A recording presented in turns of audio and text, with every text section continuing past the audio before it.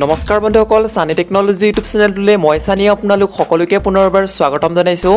তো বন্ধু বান্ধৱীসকল, আজি সন্ধিয়া আপোনালোকৰ বাবে 9টাকৈ গুৰুত্বপূৰ্ণ খবৰ ওলাই আহিছে। গোটেইকেইটা খবৰে আপোনালোকৰ বাবে বহুতেই গুৰুত্বপূৰ্ণ। তো সম্পূৰ্ণকৈ ভিডিঅ'টো শেষলৈকে স্কিপ নকৰাকৈ চাই থাকক।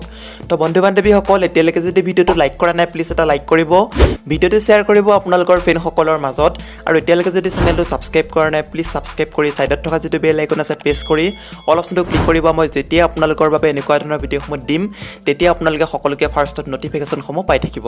তো বন্ধু বান্ধৱীসকল, আহক ভিডিঅ'টো আৰম্ভ কৰোঁ। আজিৰ প্ৰথমটো খবৰ হৈছে এটা গুৰুত্বপূৰ্ণ খবৰ।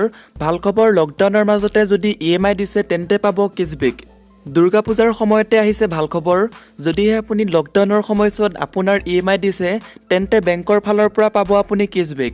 কেন্দ্ৰীয় চৰকাৰে এই বিষয়ে জনাইছে যে যিসকলে লকডাউনত ৰেহাইৰ বিশেষ সুবিধা গ্ৰহণ নকৰি সেই সময়টো নিজৰ EMI দি আছিল তেনেলোকে কেছবেকৰ সুবিধা লাভ কৰিব।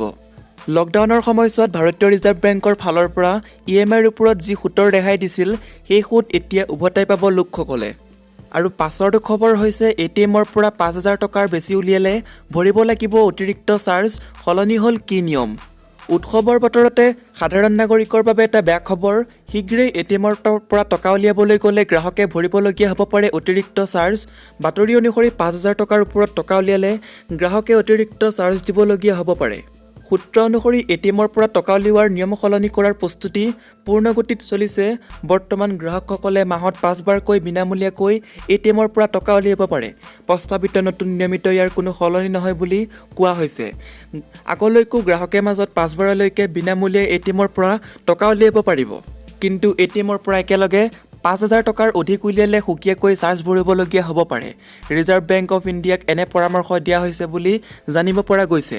ৰাষ্ট্ৰীয় সংবাদ মাধ্যমত প্ৰকাশ পোৱা বাতৰি অনুসৰি ATMৰ পৰা 5,000 টকাৰ বেছি উলিয়ালে গ্ৰাহকে 24 টকা অতিৰিক্ত চাৰ্জ দিবলগীয়া হ'ব পাৰে।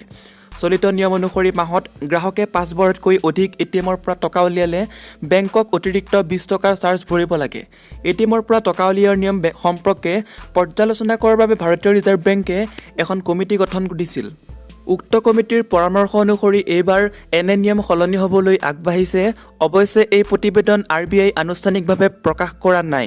কিন্তু তথ্য জনাৰ অধিকাৰ আইনৰ অধীনত দাখিল কৰা এখন আবেদনৰ সন্দৰ্ভত উচ্চতম ন্যায়ালয়ে এই তথ্য সদৰি কৰিছে।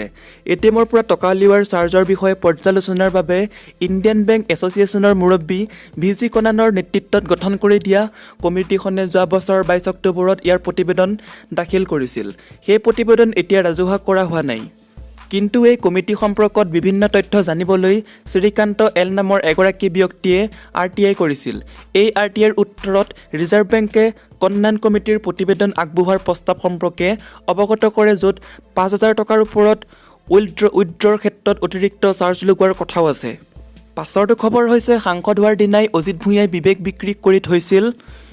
ৰাজ্যসভাৰ সাংসদ হোৱাৰ দিনাই অজিত কুমাৰ ভূঞাই বিবেক জ্ঞান সকলো বিক্ৰী কৰি থৈছিল। এয়া এক নিৰ্লজ্জ আত্মসমৰ্পণ বুলি মন্তব্য কৰে মন্ত্ৰী ডক্টৰ হিমন্ত বিশ্ব শৰ্মাই। ৰাজ্যসভাৰ সাংসদ হোৱাৰ দিনাই অজিত ভূঞাই বিবেক বিক্ৰী কৰি থৈছিল। আজমলক মুখ্যমন্ত্ৰী পতা, আৰবী ভাষাৰ বেনাৰ প্ৰস্তুত কৰা, মিয়া মিউজিয়াম এইবোৰ হঠাৎ কোৱা নহয়। এয়া আমাৰ ওপৰত এক প্ৰণালীবদ্ধ আক্ৰমণ।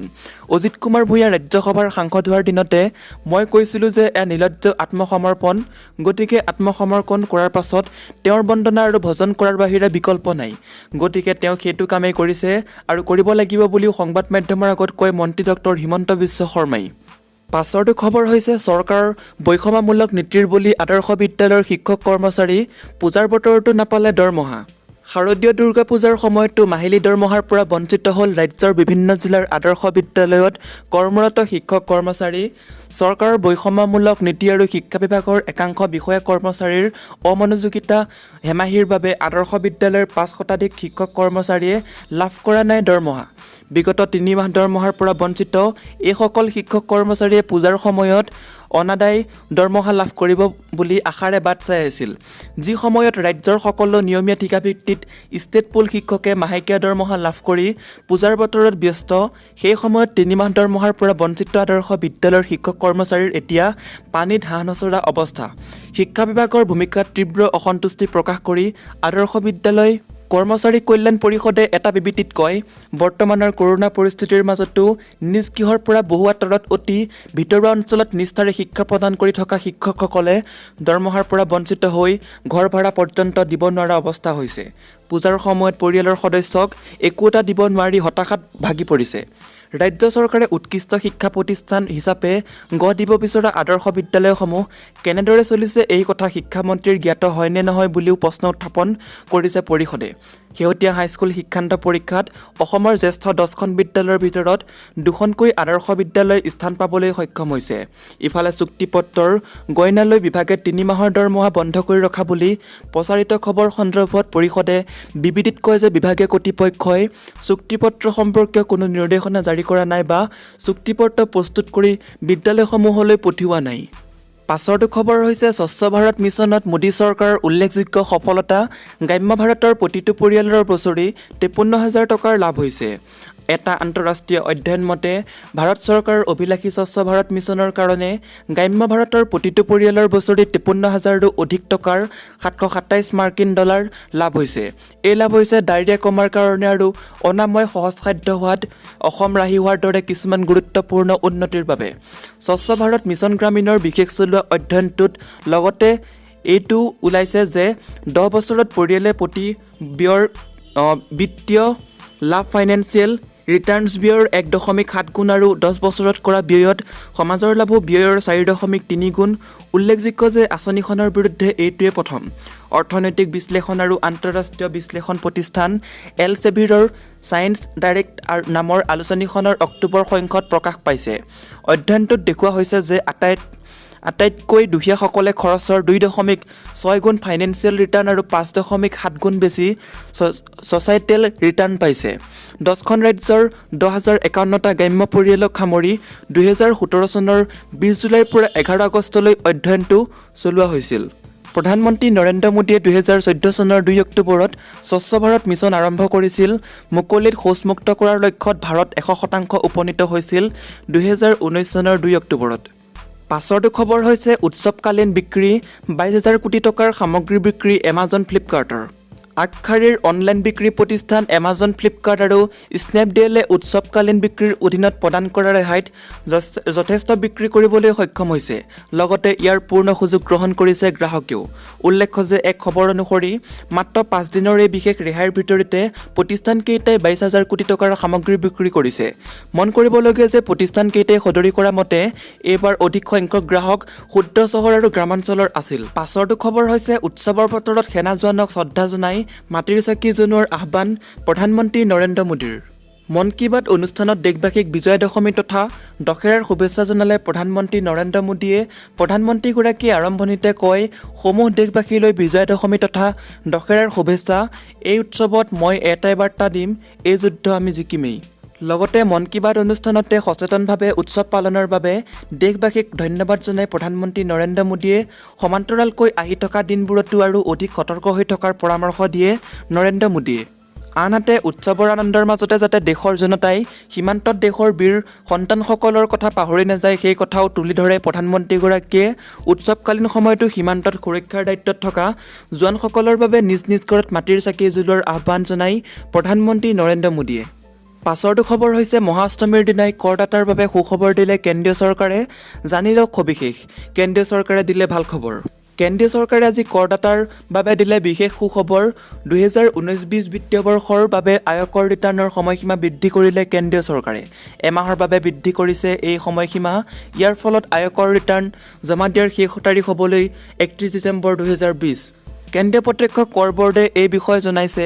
জাননী জাৰি কৰি কৈছে যে এই বছৰৰ শেষ দিনটোৰ ভিতৰত 2019-20ৰ ইনকাম টেক্স ৰিটাৰ্ণ জমা দিব পাৰিব।